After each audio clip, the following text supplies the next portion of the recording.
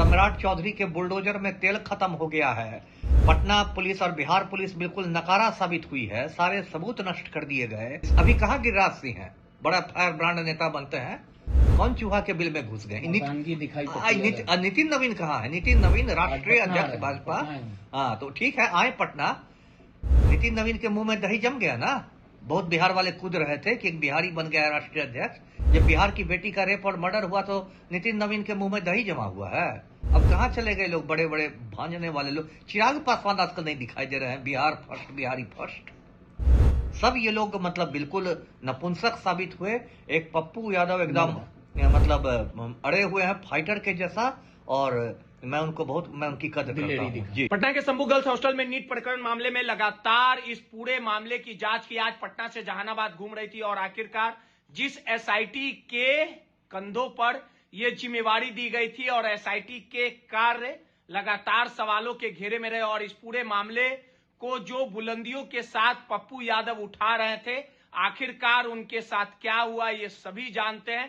और इस पूरे मामले में पीड़ित परिवार ने कहा कि पप्पू यादव ने हमारा समर्थन किया, जिसका खामियाजा पप्पू यादव को भुगतना पड़ा। पप्पू यादव को एक 31 साल पुराने मामले में जेल जाना पड़ा। यानी कोरोना काल के समय जब पप्पू यादव को जेल भेजा गया था, उसी तरह की वस्तु स्थिति सामने आई। और जिस प्रकार से पटना पुलिस ने जो अंधेरे रात में तत्परता दिखाई, शायद नीट प्रकरण मामले में इतनी तत्परता दिखाई होती तो कहीं ना कहीं आज अपराधी सलाखों के पीछे होते। हमारे साथ पूर्व आईपीएस अमिताभ दास सर हैं। सर, जिस प्रकार से नीट प्रकरण मामले में पप्पू यादव आवाज को बुलंद कर रहे थे, आप भी आवाज को बुलंद कर रहे थे, और जिस प्रकार से पप्पू यादव को आनन फानन में एक मामले में जेल भेजा गया, रात के अंधेरे में जनप्रतिनिधि थे, पप्पू यादव ने साफ लफ्जों में कहा कि यह बदला लिया जा रहा है। पीड़िता के माता पिता ने भी कहा यह बदला लिया जा रहा है। आपको क्या लगता है? नहीं, सही बात है। तो बिहार का बच्चा समझ रहा है कि पप्पू यादव को जो जेल भेजा गया है, नीट मामले में उनकी आवाज को दबाने के लिए भेजा गया है। और दर्शक जानते होंगे कि जो 1 महीना से जो नीट छात्रा कांड है, जो शंभू गर्ल्स हॉस्टल में नीट छात्रा का रेप और मर्डर हुआ, वो पूरे बिहार को उस कांड ने हिला दिया है। और पप्पू यादव राजनेताओं में अकेले व्यक्ति हैं जो बहुत ज्यादा मतलब मुखरता के साथ, बहुत ज्यादा आक्रामकता के साथ ये मुद्दा उठाए हुए थे। और उन्होंने 2 नंबर भी जारी किए थे, हेल्पलाइन नंबर्स, और गर्ल्स हॉस्टल की लड़कियों को कहा था कि भाई मुझे फोन करो।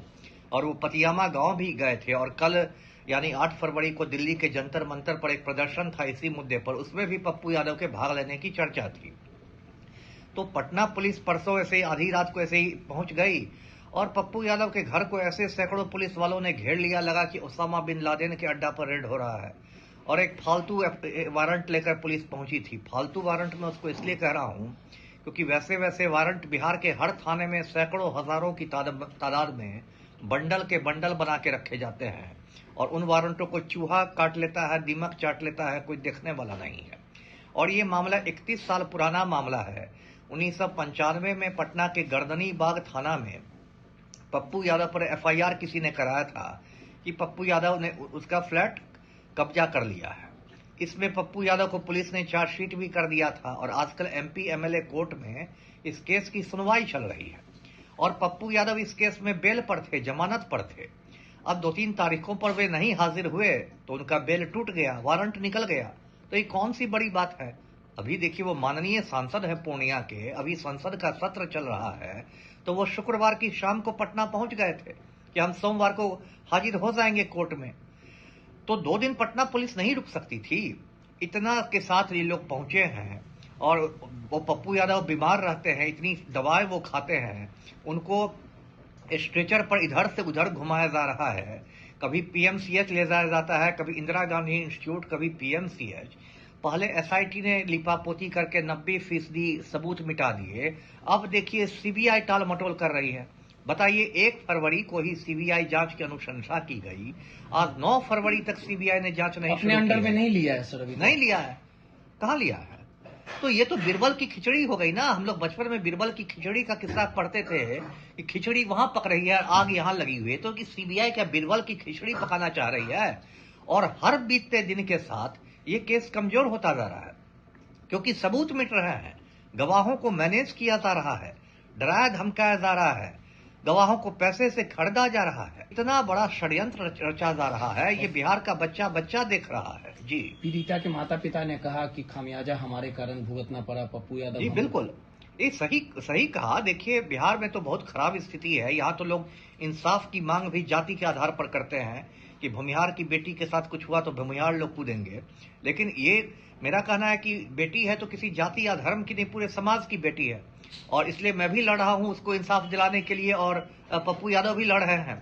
और इसके लिए पप्पू यादव को एक पुराना केस में, और ये पहले भी पप्पू यादव के साथ हुआ है, जब कोरोना की महामारी फैली थी और ये जो बीजेपी के सांसद हैं राजीव प्रताप रूडी, इन्होंने बहुत सारे एम्बुलेंस को छिपा के रखा था।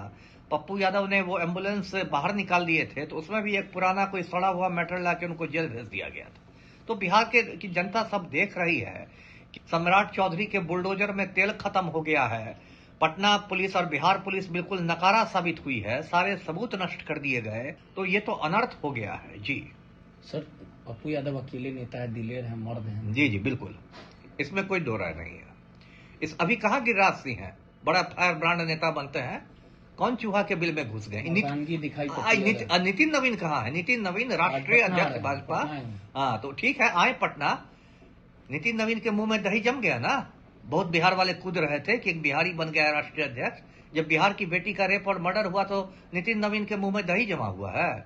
अब कहाँ चले गए लोग, बड़े बड़े भांजने वाले लोग। चिराग पासवान आजकल नहीं दिखाई दे रहे हैं। बिहार फर्स्ट, बिहारी फर्स्ट, सब ये लोग मतलब बिल्कुल नपुंसक साबित हुए। एक पप्पू यादव एकदम मतलब अड़े हुए हैं फाइटर के जैसा, और मैं उनकी कदर करता हूं। जी बिल्कुल। चलिए, सीधे तौर पे जेल में है सर। जी जी, खैर मुझे यकीन है कि आजकल में उनको बेल मिल जाएगा। इस केस में कोई दम नहीं है। जिस व्यक्ति ने एफआईआर किया भी था वो भी अब दिवंगत हो चुके हैं। केस में कुछ दम नहीं है, जबरदस्ती पटना पुलिस ने भेजा है उनको, आजकल में जमानत मिली। चलिए, सीधे तौर पे पप्पू यादव पर जो अत्याचार हुआ है नीट प्रकरण मामले का, कहीं ना कहीं मुंह खोलना पप्पू यादव को महंगा पड़ा। और इस लड़ाई में पूर्व आईपीएस अमिताभ दास सर से लेके पप्पू यादव डटे रहेंगे।